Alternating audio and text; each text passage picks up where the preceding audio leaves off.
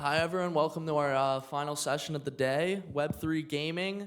Our moderator is Michael Tabone, senior economist at Cointelegraph. And we have panelists Jack O'Neill, CEO at OneKin, Brandon Hoffman, co-founder and general partner of Sunset, and Theodore Granite, head of customer experiences at Gunzilla Games. Take it away. Thank you very much. Welcome, everybody. Welcome to the Web3 Gaming panel. There are three major narratives basically going on in this next cycle. One of them, I'm sure you've heard of AI. The other one is real-world assets, RWAs, and GameFi. And what was really interesting to me is to assemble here today, we have a great panel. I'd like to let everybody introduce themselves and a little bit about their project or their firm that they're representing. If we could start over there with Gunzilla. Sure, Theodore here, head of customer experience at Gunzilla Games. Gunzilla is building the world's first battle royale game with blockchain under the hood, launching on PS5 and Xbox Series X and PC. Hey everybody, I'm general partner of Sunset Ventures based in Los Angeles. One of our core focus areas as an early stage firm is gaming and media technology, and very excited as it intersects with blockchain.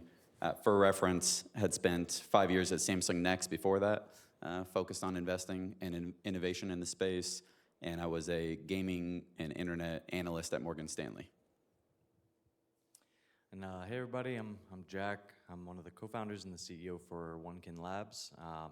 We started actually building games in this space and basically saw a ton of need for better user experience and infrastructure. So we're launching a new modular gaming network that basically is focused on abstraction for users, interoperability, and then letting dApps build cross-chain infrastructure to give people the widest variety of game access that they can.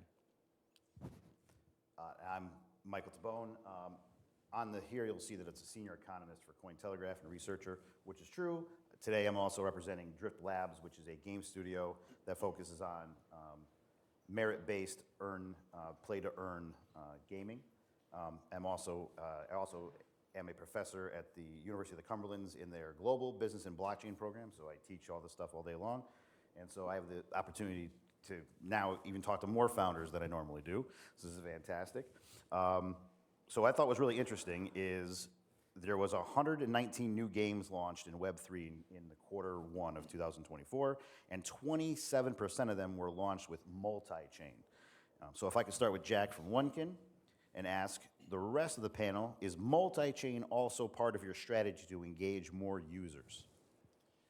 Yeah, thanks for the question. I think it's a core part of our strategy. I think that statistic that you're throwing out there is from the builders that are seeing the fact that our thesis has been that the final kind of end state of Web3 gaming looks something like thousands of games across hundreds of chains, from app chains, layer 2s, layer 3s. And for a user, that is kind of a nightmare to think about managing basically accounts and wallets across all of these different networks. And so what we started building, the first thing is abstraction layers, basically that connect all of these different chains and the ownership of the assets in these different games, so that users have a single point of entry that they can sign in with regular kind of social logins and email, and then basically have an asset management kind of interface that connects to all of these great games that are being built. And for games, I think what really makes sense in being multi-chain is the fact that there are reasons that these communities develop around chains. And if you want to basically grow your game to the height that it can be and get the most users that's possible, being able to tap into multiple chains and the communities inside of them is a really great way basically to be able to access new users. And so there's incentives on both ends from a user perspective and from the game's perspective to be multi-chain. And so all of our focus and all of our tech stack and even our new gaming basically chain that we're launching this year is at its core focused on how we make the most seamless connection basically between the different gaming chains. Yeah, Brandon, from your perspective? Yeah, my thoughts on that. I mean, first, just even looking at the number of games itself, I mean, what I think is going to be critical for Web3 gaming to truly take off is just a significant increase in the number of games. Again, just thinking of traditional gaming, especially mobile games, right? Over the last 10 years, you saw engines make it just easier than ever. A lot of UGC platforms, there's games within games now that are driving a ton of engagement and retention. And so instead of hundreds, I do think thousands, tens of thousands of games need to get there. And so again, from our perspective, infrastructure, dev tools, right? These kind of platforms that are going to allow that to happen. It's important because it's generally a power law distribution, right? And so you just need N to be significantly large for a few hit games, then hopefully to really pull over a lot of the traditional gamers in the way that, again, traditional gaming has happened. As it relates to the chains and communities themselves, I do agree. I think at the end of the day, it's going to be multi-chain. I think it's a world where your average gamer may not even know which chain on the back end is being used, may not even care. In the early days, right now, there are evangelists, right? There's believers of one chain over the other. So it really, especially makes sense now, frankly, I think for cooperation. It's not really zero sum. It should be positive sum because there's just a big opportunity ahead. But I do think the future is more multi-chain, in the same way that, let's say with cloud gaming, in a world where that even takes off, no one's going to care if the game is, on the back end, GCP, Azure, or AWS, right? That might be using it. They just want a good game, and then the gaming community within the gameplay itself. Thank you. Theodore? Yeah, so we take a little bit of a different perspective on this, in that we're building primarily for traditional gamers, not for the Web3 community. Of course, there's a lot of overlap, and some Web3 folks obviously also have a console at home. But it is our firm belief that, or it is my firm belief that gamers care about a good gaming experience. They do not care about earning tokens. They don't necessarily want to own an NFT to be able to load into a game. So that whole 2021 narrative that's still continuing to some point in time, to some point even now, will have to go away. And gaming companies in Web3 will need to embrace good gaming experiences that will attract traditional gamers, irrespective of any technology used on the back end. That should be completely transparent to the user. It should be just like an iPhone app that they're installing. And on the Web2 side, traditional gamers will embrace the positive blockchain aspects that the blockchain can bring to a game, such as asset ownership and proper incentivization. Just for context, the previous game that the Gunzilla team had built had 150 million gamers. This current game that we're building off the grid, the target is to have 100 million gamers within the first 12 months of launch. That would make it the biggest project to ever hit Web3. Nobody has 100 million wallets, even Ethereum doesn't have 100 million unique users. So in order for blockchain to be embraced by traditional institutions, by traditional gamers, that's what it will take, right? To focus just on providing an amazing experience and leave everything else completely out of sight. So there shouldn't be any token swaps, there shouldn't be any on-off ramping of fiat, there shouldn't be any wallet installations. All of that should be handled completely transparently in the back end while still providing full asset ownership to the user and making that kind of the new standard in the industry. Well, we've all talked before this about not Web 2 gaming and not Web 3 gaming, but Web 2.5 gaming, right? That we're going to be this bridge between the old vanguard of how gaming was, AAA games, everything else that were on, the PlayStations and the Microsofts and everything else, and then how we're going to be actually utilize this real technology underneath it seamlessly, right? So that's the hope, right? And at that point, we'll just call it gaming. And get rid of these labels that we have. We happen to be an institution here right now where labeling is very important, so that way we have systems and taxonomy. Right? But yes, I agree that we want to be able to get to the thing where I just play a game and I don't even know if I'm on the blockchain, right? Which, again, to me, Web3, and Brandon touched upon this, is too small for everyone to fight over. There's no reason we're fighting over crumbs. There's no reason to do that. In 20 years from now, when we're all very big and everyone's a billionaire, we can all argue like Coke and Pepsi and have these battles. But right now, there's no reason. As a matter of fact, Drift Labs and OneKin are actually partners, and we're moving forward together, specifically for this reason, right? And Gunzilla as well is a part of it with OneKin. There's no reason to, the idea is to bring as many people into this space as possible. So if I can start with Theodore.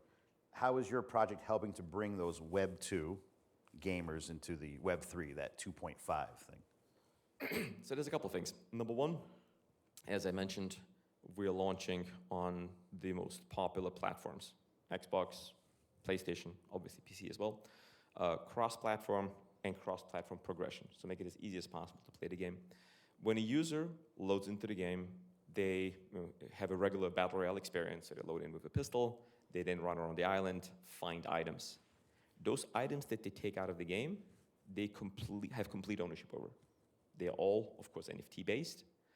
However, if a user wants to monetize the experience, then they need a battle pass, which means that's how we monetize, of course, and then they'll be allowed to sell that item in our own internal marketplace.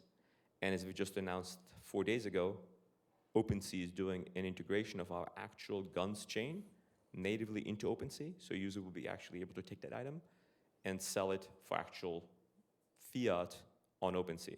In our marketplace, they'll be able to sell an item and then buy other items with our gun token, but taking it out to OpenSea, they can actually monetize the gaming experience.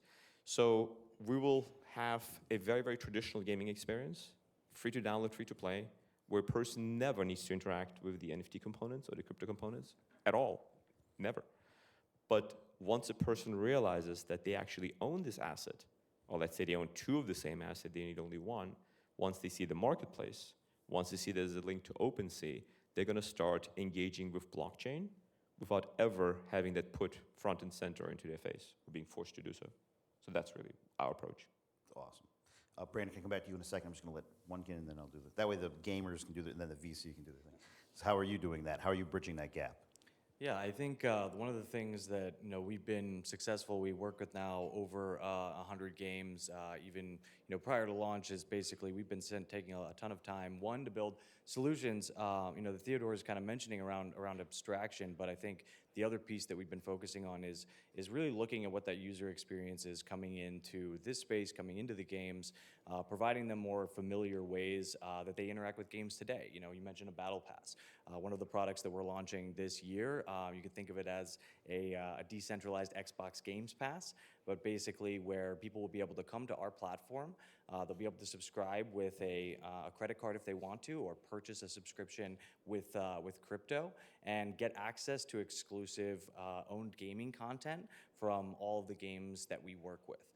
This is really beneficial basically for the users. It's a familiar mechanic that they are basically used to with Xbox Games Pass having 25 million subscribers. Also for our games, basically with our token that we're launching, they all participate in the tokenomics, something we like to call kind of decentralized distribution, where basically we take the black box model of Xbox Games Pass, we make it extremely clear for games, hey, this is how you participate. The more content you provide and the more you're basically working and invested in our network, then we do distributions basically out to the games so that they participate not only on items like user acquisition and driving retention, but also on the actual economics of the program. And so just trying to make things that make sense for gamers, that make sense for games, and making it easy is the best way to kind of put that. Absolutely. Well, yeah, for us in Drift Labs, we're trying to focus on way more on the Web3 side. Of course, we're trying to bring in the 2.5 with you guys. And the Web3 thing with Chainlink CCIP, cross-chain interoperability protocol. And we're trying to get as many chains as we possibly can onto that thing so that way people can seamlessly move across the Web3 space. So where we're niched more into the current Web3 gaming side, we understand that, totally agree with you guys, that interoperability and seamlessness, I guess, is the new term we should be using. Do you look for that at Sunset? In new projects that you would look at to invest in? Yeah. So looking at projects, platforms, startups in the space, definitely looking for really things that are enabling a lot of what has been discussed here from these three builders on stage here. Taking a step back, I mean, again, I think from a thesis standpoint, right, we are trying to see when and what it's going to take for those traditional gamers to come across. So even beyond the startups that we invest in themselves, there's a few things that we want to see happen that we think are going to be necessary for this transition. So those three things, really it's going to be participation or partnership from the large publishers out there, the large IP franchises which just continue more and more, frankly, to have a strong hold on the gamer bases out there. It's going to be developers, and especially even just UGC, right? So not just developers that are using engines and have some of these kind of SDKs and plugins into something like a Unity or Unreal, so developers can easily build projects that can come on chain or interact with chain. But also, UGC, the kids on Roblox, the 10 million builders that are there. You see Epic and Fortnite, trying to actually incent their audience to build within games. The third is watchability.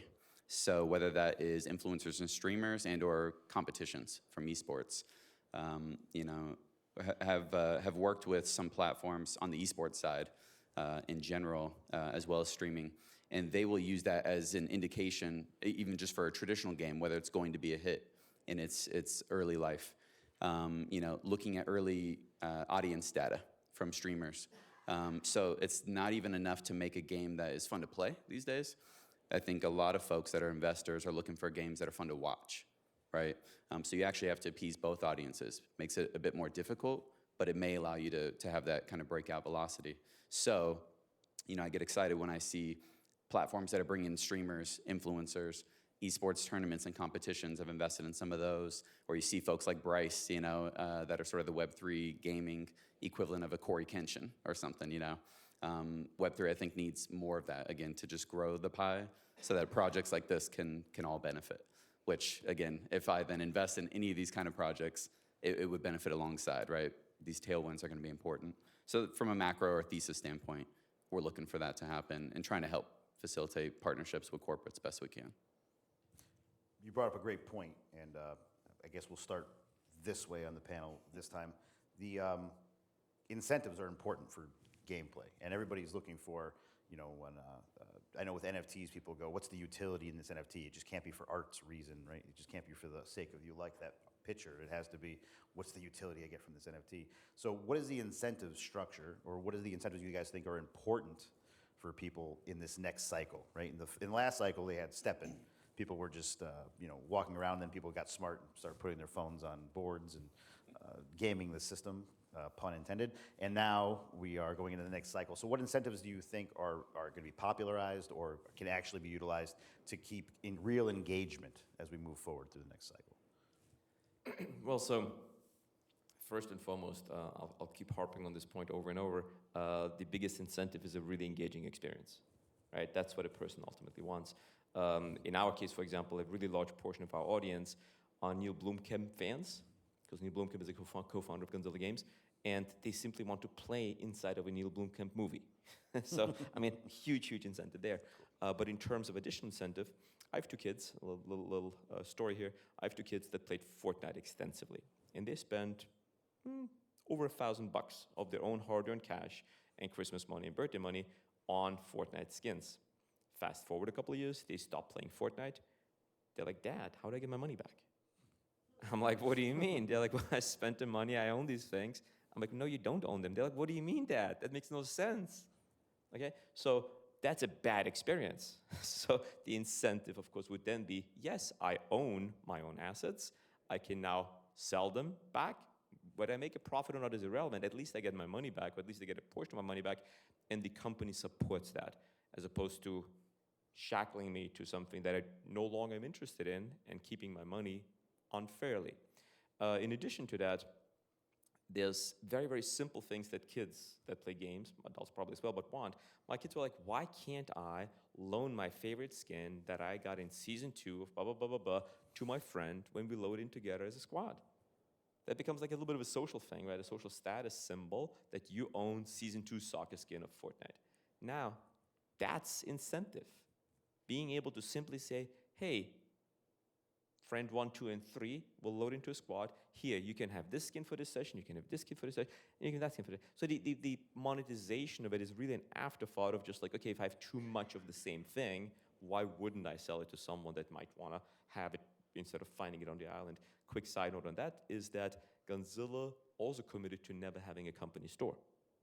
It's literally just a user-populated marketplace. So you can either find the weapon by loading into the game and finding it on the island, or you can buy it from somebody else that loaded into the game and found it on the island.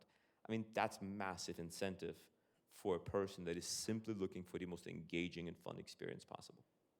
Absolutely, absolutely.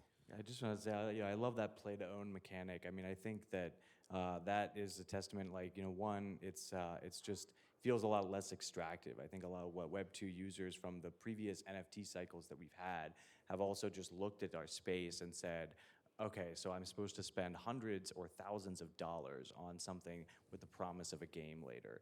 And you're kind of just mismatching expectations in a way where, my, whole career ethos has kind of been, under promise, over deliver. It's a great way to build a career when you're kind of basically setting expectations and overachieving them. And I think that type of mechanic actually will lead to just better experiences for users where they feel like they earn that piece. And again, you can charge for the game content, like you're doing a battle pass, right? But being able to find those rare items inside of a game is something that I just love. So anyway, great. Brandon? Yeah, I think incentives are very important to look at, something we look at extremely closely. For context, at Samsung, we'd invested in Axie, so saw that take off early with play to earn. And we know what happened. There's short-term incentives. They generally aren't going to last. And maybe I'm just cynical, but human behavior, if you study it, somebody's going to game the incentive, right, and exploit it. And that's just the nature of it. So I do think incentives are important. They make some noise. They maybe bring some early users. However, I don't think that is probably the best way, frankly, to bring folks that are going to retain and stay in the ecosystem. And I don't think it's proven that, again, it's going to entice a traditional gamer to put down whatever game they're playing at that moment and try now a new game. I think the incentives, more interestingly, are probably non-monetary to be the most enticing. So there's social kind of FOMO, right? Word of mouth. If in fact, a portion of a population of a certain game, moves over. For instance, look at Parallel and Hearthstone, right? Parallel, well-funded, interesting, concept. I think cards is actually the easiest and most clear digital asset that gamers would want to own.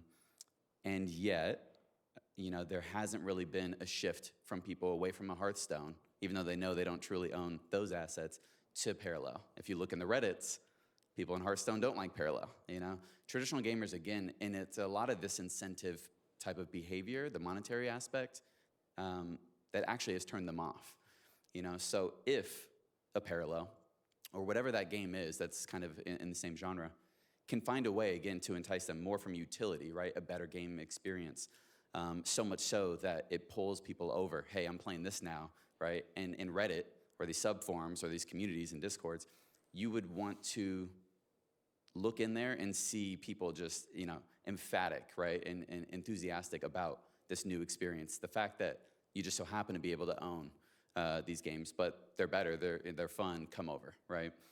Something like that. And so, again, taking a step back, as I'm looking at the space, I'm looking at potential opportunities, I look to the way that Farcaster with social has kind of built this social graph now, right, where different clients and different experiences can be built upon it. I think we're not there yet, but once that kind of a layer for assets or the social component of gaming is in place, and then the equivalent of a client, again, is just one of the tens of thousands of games, right? The one that is a breakout hit that pulls people over, I think that's what it's going to take to kind of cross the chasm, if you will. So again, just kind of circling back to incentives, it's interesting in the short term. I think Pixel's kind of play to airdrop is the latest. We'll see if it sustains and kind of just observe. But I do think it's going to be more non-monetary incentives if you can nail it, which is extremely difficult. So I'm not saying it's easy. Well, I'm an economist, so to me, everything is an incentive, right?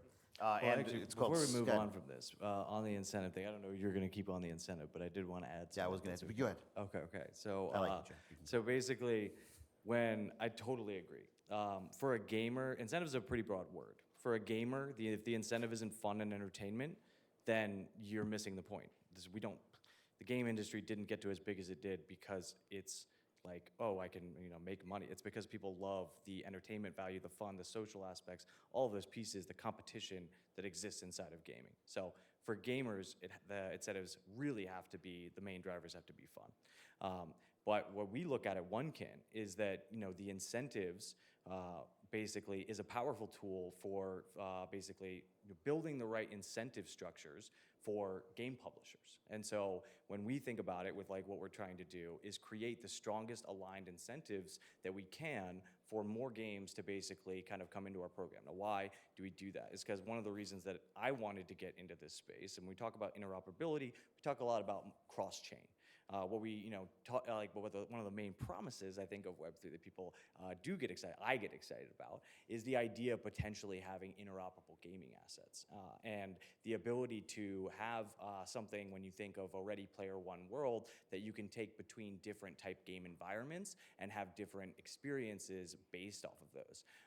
Technically, those things are not impossible, but they do require the right incentives for the games that are businesses that are feeding their families off of what they're doing, and they need to basically say, why should I put this item in my game, right? And what is the benefit basically for either the users, for the company, for all those different pieces. And so what we try to do is one, find the best games that are being built just based off gameplay, bring them into a network and build incentive mechanisms that eventually can lead to a world where you're creating something that just can't be done in Web2 gaming, because no Fortnite, no Epic Games and Activision and none of these people have any incentive to go and build those type of solutions. I mean, you see Fortnite bringing in outside IP, and that's cool. You can play as Snoop Dogg, and you can, they have their entire, Greek mythology type stuff that's really cool. But that's all inside of their one game, right? And so what we want to get to eventually is having this really cool network that's all key stakeholders inside of our business and saying, let's actually do something that literally can't be done in the Web2 gaming space. And so, stay tuned for what's coming, but like that's a big thing that I'm excited about. No, 1,000% agreed. Economists call this all these incentives that are non-monetary psychic income, right? So it's a psychic income that I'm part of the Bored Apes, or I am whatever it is, right? Or if I beat the I unlocked all of the secrets from the game. This is a psychic income that you can't monetarily put a price on, but you orderly put into a ranking system. So that is leading into the next question. We're getting ready to go into the cycle, the next cycle. Some people think we're already. I read a tweet. Somebody said that the Bitcoin's going to go down to 14,000 now that it went all the way up to the all-time high, and I'm like, nothing started yet. And so this cycle is going to happen. A lot of people in the media space, and Cointelegraph included, believe that, again, GameFi is one of the hot narratives. How does GameFi survive through the bear market into the next cycle? Or is it just going to be this one cycle and then this panel doesn't happen in 4 years? I love this question. I was hoping you'd ask something like that. Gaming will absolutely, over the next couple of years, decouple from crypto. It has to, and it will. But it will only if games build self-sustainable economies. Like one of the biggest problems with all these hyped Web3 games is that there's some very pixie dust treasury, that's what I call these things, pumping out random rewards, diluting supply, in hopes that the user growth is going to outpace the emissions, which it never does, and we've seen Axie and all these other games crash and die fiery deaths. If a game has its own fully sustainable economy, then it has nothing to do with Bitcoin or the economy. We've seen gaming thrive during the pandemic. We've seen massive growths in gaming companies, in gamer count, in subscriptions. And that's what's going to happen. So case in point with Gunzilla, we have a free-to-play, free-to-download game that provides an amazing experience to users. A user wants to get additional content, there's a battle pass, $15 a month, very similar to any other game out there.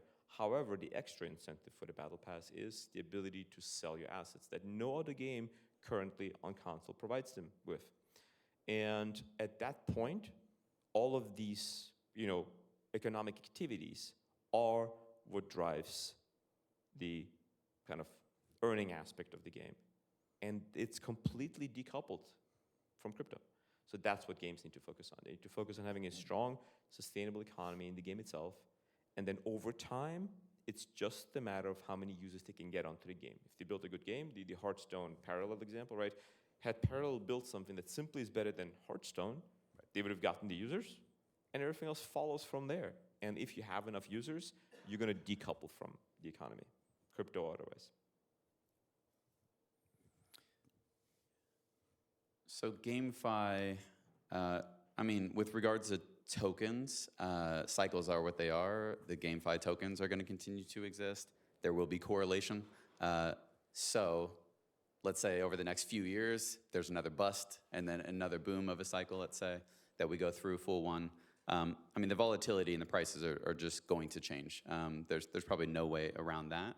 So anybody trying to trade, right, in the short term is just going to need to take that into account. I'm sure many folks are. Some are just going to hold and accumulate over time.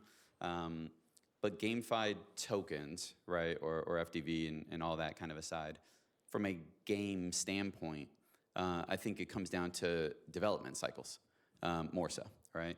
And so at least what I am happy to have seen in the last 3 years, let's say, when out of nowhere, right, in 21, a ton of money flooded into the space. That was even when gaming was hot. Gaming is actually struggling to a degree now, traditional gaming. You're seeing layoffs, right? Massive layoffs. You're seeing morale actually come down quite a bit. And you're seeing revenue at a top line even stagnant. But a few years ago, gaming was super hot. Gaming dollars, as well as blockchain, was very hot. So you had this interesting time, this confluence. A lot of money poured into this space. A lot of projects were funded. Some kind of disappeared with the money or nothing came out of it. But there were folks that, heads down, built and launched games. And that was a significant difference, right? So GDC, this last, month it was, a few weeks ago, had a pretty decent turnout of blockchain-based games. And it wasn't just the promise or white papers or here's what it's going to look like. Here's the tokenomics you can get in. It was actual demos. There was gameplay. That's exciting, and that's what needs to continue to happen. You see the launch of something like Shrapnel, right? Is pretty impressive from an FPS standpoint, and so through this next cycle, let's call it a 3-4 year cycle. I think for blockchain-based gaming, or at least the blockchain element within gaming to thrive underneath it, the developers that are building the games in this space just need to continue, exponentially from a game development cycle to make the games even better, right? Traditional games out there layered on live services. So like game development cycle of traditional games drastically changed, and there was a level of maintenance now all of a sudden that you didn't have to do. You can just build, ship, and that was it. And so again, the same level of rigor, frankly, that game development expects in the industry needs to happen in this space. I think to a degree, the last few years has been encouraging. We're seeing games shipped now, and so we'll see how they plan out, or how they pan out. A lot of it's gonna be marketing, user acquisition. We'll see if they're able to do that, as well as maintain the games. As well as, I expect over the next few years, probably significant drops of other large games. Maybe some MMOs and something that actually, again, brings some excitement, maybe bring some people over from a World of Warcraft or what have you. So that's how I think about the next cycle and how to thrive in the next cycle. Yeah, I think both are valid points, right? I mean, the market cycles, they exist, they are what they are. And I think where, it's kind of, games will be impacted by the overall market cycles. But to me, I absolutely do see a narrative playing out where gaming becomes a lot more resilient to the larger market downturns than a lot of the other space.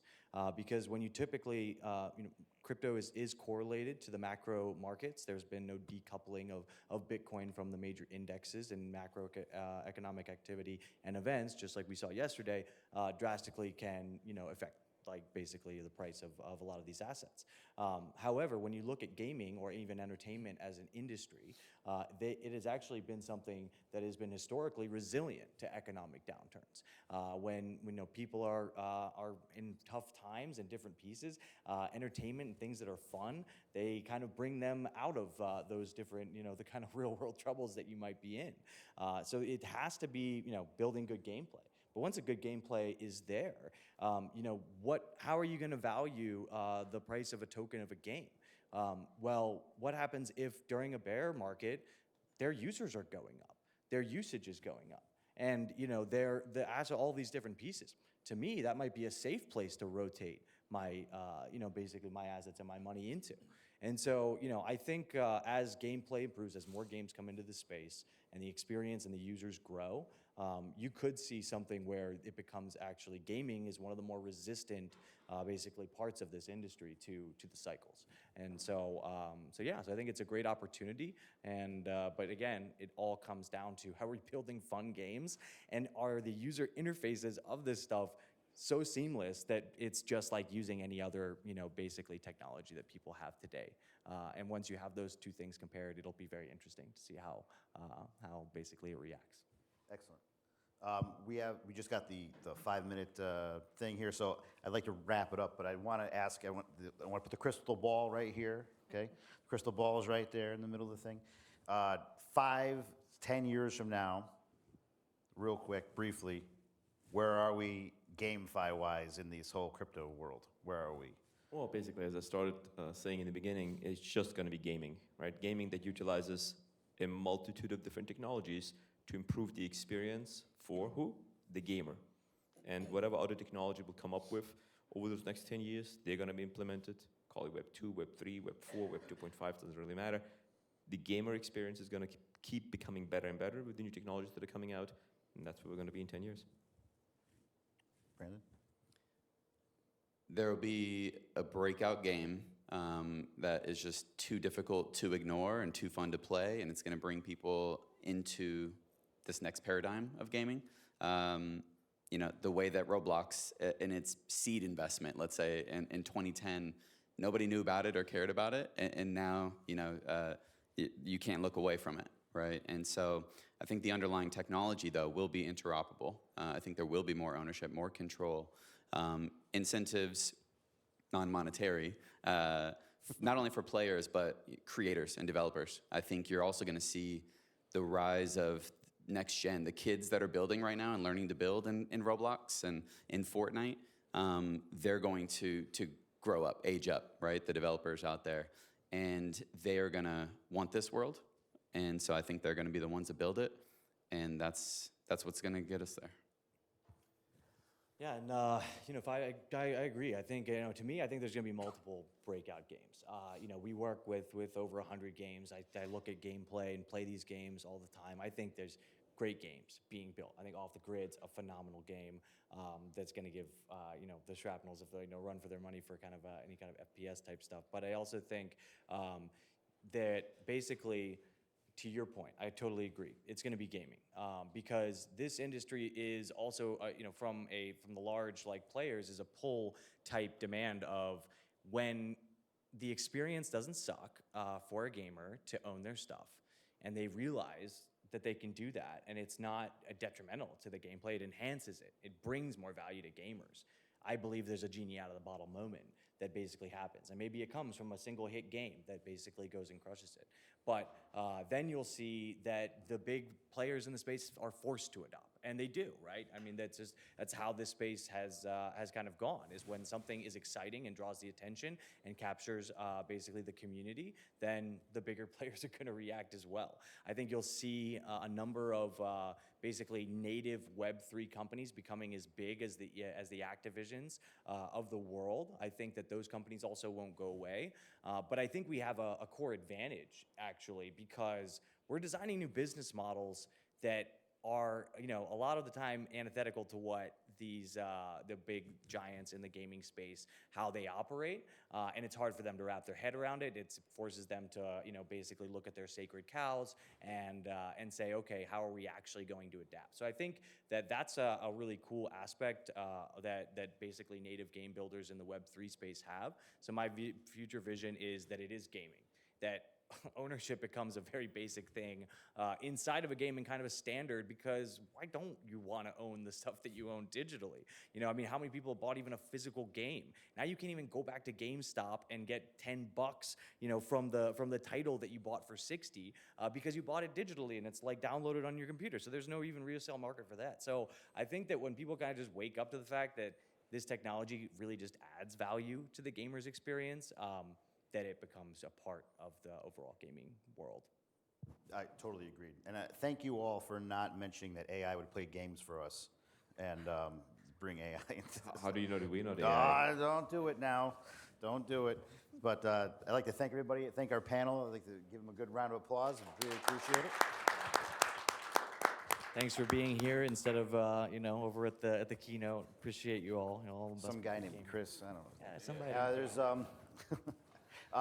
do we want to go next door for the question and answers? We can stay here. There's no other panel in this room, right? Yeah, we can stay here for Q&A. Otherwise, Chris Dixon is in the other room, followed by Demo Day, where 5 startups will be showcased. So thank you, guys. We can just hang out here. Yeah.